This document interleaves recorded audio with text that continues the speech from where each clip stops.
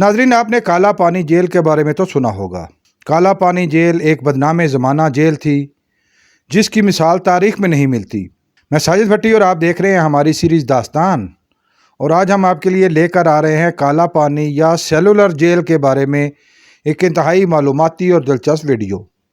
इस वीडियो में हम जानेंगे कि काला पानी जेल कहाँ वाक़या है, क्यों काला पानी जेल एक खौफ की अलामत समझी जाती थी, काला पानी में कैदियों पर किस तरह के मज़ालिम ढाए जाते थे, काला पानी जेल में कौन कौन सी मशहूर शख्सियात कैद रहीं, काला पानी जेल को जंग आज़ादी की मक्तलगाह क्यों कहा जाता है, और आखिर ये बदनाम ज़माना जेल कब और क्यों ख़त्म हुई। अगर ये वीडियो आपको पसंद आ रही है तो इसको लाइक कीजिए, शेयर कीजिए और मज़ीद मालूमाती वीडियोस हासिल करने के लिए चैनल को सब्सक्राइब कर लीजिए और बेल आइकन को दबाइए। नाज़रीन, काला पानी जेल दुनिया की एक बदनाम ज़माना जेल थी जिसे सेलुलर जेल भी कहा जाता था। इस जेल में जाने वाला कैदी अपने लिए मौत मांगता था। काला पानी जेल अंग्रेज़ हुकूमत ने जंग आज़ादी के मुजाहिदों को तोड़ने और कैद तन्हाई में रखने के लिए बनाई थी। काला पानी जेल जनूबी भारत के इलाके खलीज बंगाल के अंडमान जजीरा पर बनाई गई थी, जिसके चारों तरफ समंदर था। यह इलाका दुनिया से अलग थलग एक वीरान जजीरा था। 1857 की जंग आज़ादी में भारतीय बाशिंदों ने अंग्रेज़ों के ख़िलाफ़ अस्करी बगावत का आगाज़ किया, जिसकी वजह से बरतानवी राज की बुनियादें हिल कर रह गईं। इस बगावत को कुचलने और जंग आज़ादी के मुजाहिदों को दीगर अवाम को उकसाने से रोकने के लिए दुनिया से दूर एक गुमनाम मुकाम पर एक जेल तश्कील दी गई। ये जेल कलकत्ता से 780 मील के फासले पर है। इस जेल में मजमूई तौर पर 694 कोठरियाँ बनाई गईं। इसके अलावा फांसी घर और काल कोठरियाँ भी बनाई गईं। काला का लफ्ज़ संस्कृत के लफ्ज़ काल से निकला है, जिसका मतलब है मौत। अंग्रेज़ सरकार ने 1789 में पहली दफ़ा इस जजीरे पर कैदियों को रखने की कोशिश की, मगर नाकाम हुई। अंडमान का यह जजीरा एक गैर आबाद जजीरा था। यह जजीरा कीचड़, मच्छरों, छिपकलियों, जोंकों, सांपों, बिच्छुओं और ख़तरनाक कीड़ा मकोड़ों की अमाजगाह था। 10 मार्च सन 1958 को जेलर डेविड हैरी और डॉक्टर जेपी वाकर अपने साथ 200 कैदियों को लेकर पहली दफ़ा इस जजीरे पर उतरे। काला पानी एक ऐसा कैद खाना था जिसके दरो दीवार का भी वजूद न था। इसकी हिफाजती दीवार और हदूद सिर्फ वसी और अरीज समंदर था। काला पानी एक ऐसा घना जंगल था जिसमें से सूरज की रोशनी छन कर भी ज़मीन तक नहीं पहुंच सकती थी। अगर काला पानी के इस जेल को जंग आज़ादी की कुर्बानगाह कहा जाए तो गलत ना होगा। इस मुकाम पर फरंगियों के मुलाजमीन के लिए तो खैमे मौजूद थे, मगर कैदियों के लिए सिर्फ झोंपड़ियाँ बनाई गई थीं। ये झोंपड़ियाँ न मौसम के असरात को रोक सकती थीं, न ही कीड़े मकोड़ों को। ज़मीन कच्ची थी। बारिश की सूरत में ये झोंपड़ियाँ दलदल का समा पैदा करती थीं, या फिर हर तरफ ख़तरनाक जहरीले कीड़े मकोड़े घूम रहे थे। बादअज़ां कराची से 733 कैदियों की दूसरी खेप काला पानी या सेलुलर जेल में पहुँचाई गई। मशहूर आलिम दीन अल्लामा फजल खैराबादी भी इस कातिल जेल के कैदी रहे। उन्होंने सन 1857 की जंग आज़ादी को हक की जंग करार देते हुए जिहाद का फतवा दिया, जिस पर इनके खिलाफ बगावत का केस चलाया गया और उनकी तमाम जायदादें जब्त करके उम्र कैद की सज़ा सुनाई गई। उन्होंने अपनी किताब अल-सूरतुल हिंदिया में तहरीर किया कि काला पानी जेल की कोठरियाँ इंतहाई बदबूदार और बीमारियों का गढ़ थीं। खारश और जिल्द फटने के अमराज आम थे। इलाज की सहूलतें नापैद थीं। किसी भी कैदी के मरने पर खाकरोब उसकी लाश कपड़े उतार कर किसी रेतले टीले में दबा देते थे। कैदियों से जंगल और साहिल की सफाई की मुशक्कत करवाई जाती थी। भूखे, प्यासे और बीमार कैदियों पर मुसलसल मज़ालिम ढाए जाते थे कि सिर्फ जिस्म ही नहीं बल्कि रूह भी जख्मी हो जाती थी। इसी तरह जाफ़र थानसीरी, जो कि हरियाणा के रिहायशी थे, उनको पहले सजाए मौत और बाद में उम्र कैद की सज़ा सुनाकर काला पानी भेज दिया गया। थानसीरी साहब अपनी किताब काला पानी अल मारूफ तवारिखुल अजायब में जेल के हालात बयान करते हुए लिखते हैं कि जब हम 1866 में अंडमान पहुँचे तो यहाँ की कोठड़ियाँ इंतहाई घनौनी और बदबूदार थीं कि घिन आती थी। उसके बाद अंग्रेज़ सरकार ने कैदी ख़वातीन को भी अंडमान कैद खाने में भेजना शुरू कर दिया। برطانوی حکومت نے ابتدائی طور پر قیدی مردوں اور عورتوں کی شادیوں کو قیدیوں کی بحالی اور تربیت کا ذریعہ گردان کر شادیاں کروا دیں۔ جعفر تھانسیری نے بھی ایک کشمیری خاتون قیدی سے شادی کی۔ آخر 17 سال 10 ماہ کی قید کے بعد وہ سن 1883 کو رہا ہو کر ہندوستان پہنچے۔ دنیا پور چھاونی میں بغاوت کیس میں سزا پانے والے نارائن پہلے قیدی ہیں جنہوں نے اس جیل سے فرار ہونے کی کوشش کی۔ انہیں گرفتار کر لیا گیا اور فوری طور پر پھانسی چڑھا دیا گیا۔ مشہور کتاب تاریخ انڈمان جیل میں درج ہے کہ سن 1868 میں 238 قیدیوں نے جیل سے بھاگنے کی کوشش کی، جن کو کچھ عرصے بعد گرفتار کر لیا گیا اور ڈاکٹر واکر کے حکم پر 87 قیدیوں کو پھانسی چڑھا دیا گیا۔ فرار کی کوششوں میں قیدی مہتاب اور چیشن 26 مارچ سن 1872 عیسوی کو اس خونی جیل سے فرار ہونے میں کامیاب ہو گئے۔ انہوں نے ایک خود ساختہ رافٹ پر 750 کلومیٹر کا فاصلہ سمندر میں طے کیا۔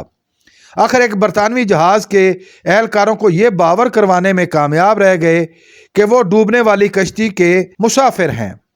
اس جہاز کے ذریعے وہ برطانیہ پہنچے، کچھ عرصہ وہاں قیام کیا، پھر شناخت ہو جانے پر وہاں سے گرفتار ہو کر ہندوستان پہنچائے گئے۔ 19ویں صدی کے اختتام تک جنگ آزادی میں بہت تیزی آ چکی تھی، جس کی وجہ سے قیدیوں کی تعداد میں بہت اضافہ ہو گیا، جس پر ایک بڑی جیل کی ضرورت محسوس کی گئی۔ اگست سن 1889 کو برطانوی home secretary Charles James loyal کو ایڈمان جیل پر تحقیق کا کام سونپا گیا۔ یہ وہی چارلس لائل ہیں جن کے نام پر لائل پور یعنی فیصل آباد کا شہر آباد ہوا۔ چارلس لائل پور نے اپنی رپورٹ میں لکھا کہ کالا پانی یعنی انڈمان جیل کے مقاصد حاصل نہیں ہو رہے۔ اس جیل کی وہ وحشت اور خوف نہیں جیسا ہونا چاہیے۔ ہندوستان کی جیلوں میں قید دوسرے قیدی کالا پانی جانے کو ترجیح دیتے ہیں۔ اس کے بعد جیل میں مظالم اور سختیوں میں مزید اضافہ کر دیا گیا اور پھر سن 1896 میں سیلولر جیل کی تعمیر کے کام کا آغاز ہوا، جو 1906 میں مکمل ہوا۔ تعمیر کے لیے اینٹیں اور میٹیریل برما سے منگوایا گیا۔ اس پر تماشا یہ کہ وہاں کے قیدی اپنے ہاتھوں سے اپنا نیا قید خانہ تعمیر کرنے پر مجبور تھے۔ اس کے کمروں میں ہوا کا گزر تقریباً نہ ہونے کے برابر تھا، قیدیوں کا دم گھٹتا تھا، پیشاب اور پخانے کے لیے 2 وقت صبح اور شام کو وقت متعین تھا۔ اس کے علاوہ اگر کبھی حاجت ہوتی تو پھر انہیں سپاہیوں کے ڈنڈے کھانے پڑتے تھے اور کمرے کے کونے میں ہی پیشاب کرنا پڑتا تھا۔ قیدیوں کو اس غلاظت کے ساتھ ہی لیٹنا پڑتا تھا۔ قیدیوں کو لٹکانے کے لیے پھانسی گھر بھی بنایا گیا۔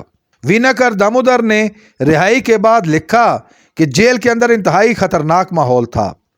قیدیوں کو ایک دوسرے سے اس قدر دور رکھا جاتا تھا کہ دامودر کو 3 سال بعد معلوم ہوا کہ اس کا اپنا بھائی اسی جیل میں قید ہے۔ شدید دھوپ میں ننگے بدن، بھوک پیاس کی حالت میں سخت مشقت کروائی جاتی تھی۔ قیدیوں سے تیل نکلوانے کی مشقت لی جاتی تھی، جس کی وجہ سے دم گھٹتا تھا اور ہاتھوں میں چھالے پڑ جاتے تھے۔ اس حالت میں بھی ان پر نرمی نہ برتی جاتی تھی۔ زبان سوکھ جاتی، حلق میں چھالے بن جاتے، مگر پینے کو پانی تک نہ دیا جاتا۔ ایسی حالت ہو جاتی کہ قیدی یا پاگل ہو جاتے یا پھر خودکشی کو ترجیح دیتے۔ بہت سے قیدیوں نے تو خودکشی کر بھی لی۔ صوبہ سرحد سے تعلق رکھنے والے شیر خان برطانوی راج کا وفادار اور کمشنر آفس پشاور کا ملازم تھا۔ خاندانی رنجش کی وجہ سے اس کے چند مخالفین قتل ہو گئے۔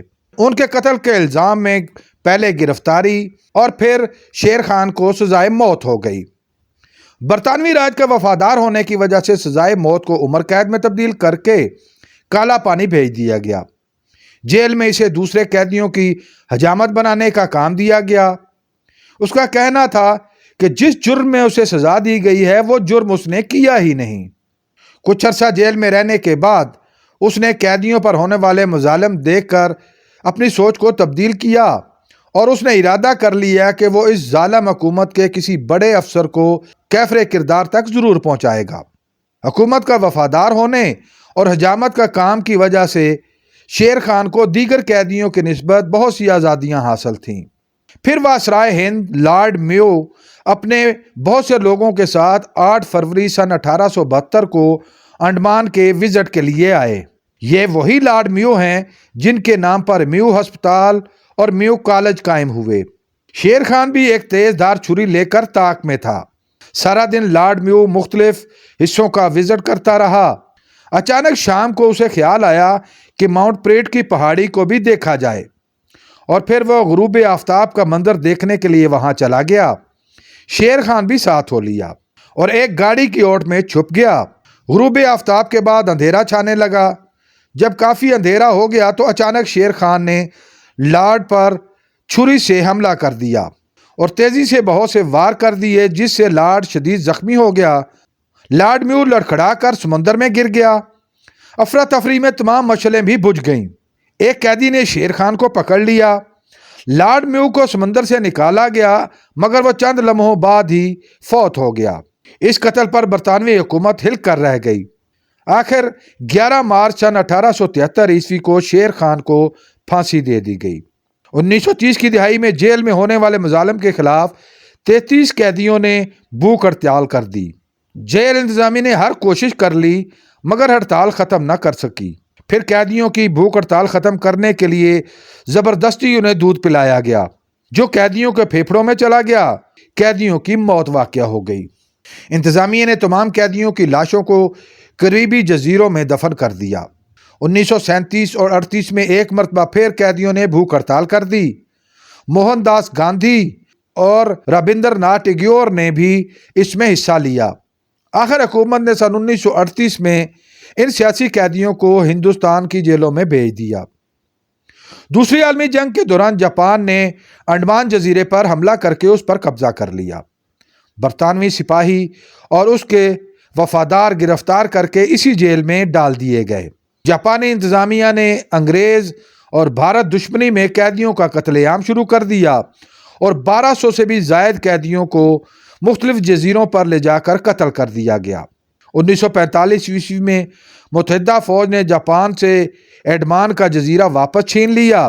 اب قیدیوں میں جاپانی بھی شامل تھے۔ دوسری عالمی جنگ کے بعد انگریز سرکار نے اس بدنام زمانہ جیل کے خاتمے کا فیصلہ کر دیا۔ آخر 7 اکتوبر سن 1945 کو اس قید خانے کو ختم کر کے تمام قیدیوں کو ہندوستان کی جیلوں میں بھیج دیا۔ اس پورے عرصے میں اس جیل میں کل 80,000 سے بھی زائد قیدیوں کو مختلف اوقات میں بھیجا گیا۔ آزادی کے بعد بھارتی حکومت نے اس جیل کے کل 6 حصوں میں سے 3 حصوں کو مسمار کر دیا، جس پر جیل کے سابق قیدیوں نے احتجاج کیا کہ ظلم کی اس نشانی کو برقرار رکھا جائے۔ بھارتی حکومت نے اس جیل کو سن 1989 کو سرکاری یادگار کے طور پر محفوظ کرنے کا فیصلہ کر لیا۔ قیدیوں کے نام دیواروں پر لکھے گئے اور اس جیل کو عام سیاحوں کے لیے کھول دیا گیا۔ اب لوگوں کی بڑی تعداد اس مقتل گاہ کے ہولناکیوں کو دیکھنے کے لیے جیل کا دورہ کرتی ہے۔ جنگ آزادی میں تمام ہندوستانیوں نے مذہب اور قومیت کی تفریق کے بغیر حصہ لیا، اور اس بدنام زمانہ جیل میں بھی ہر مذہب کے لوگ قید رہے۔ اس بدنام زمانہ جیل میں ہندوستان اور پاکستان کے مشہور مجاہدین قید رہے، جن میں علامہ فضل حق خیر آبادی، شام دیو نارائن، شیر خان، لدھا رام، سوہن سنگھ، ہزارہ سنگھ، مہان کشور، وی ڈی سیواکار، شیخ ہرمود علی، گفشین دامودر سیواکار، تریلوکیا ناتھ سیواکار، بسلام سنگھ، بھیم نائک، کالا سنگھ، محمود حسن دیوبندی، بھائی پرمانند، نورا، پرتھوی سنگھ آزاد، حسین احمد مدنی، یوگندا شکلا، بابا راؤ سیواکار اور مچندرا قانون گو کے نام انتہائی نمایاں ہیں۔ ناظرین، امید ہے آپ کو ہماری یہ کاوش پسند آئی ہوگی۔ اگر آپ اس ویڈیو کے بارے میں اپنی کوئی رائے دینا چاہیں تو کمنٹ باکس کا استعمال کریں۔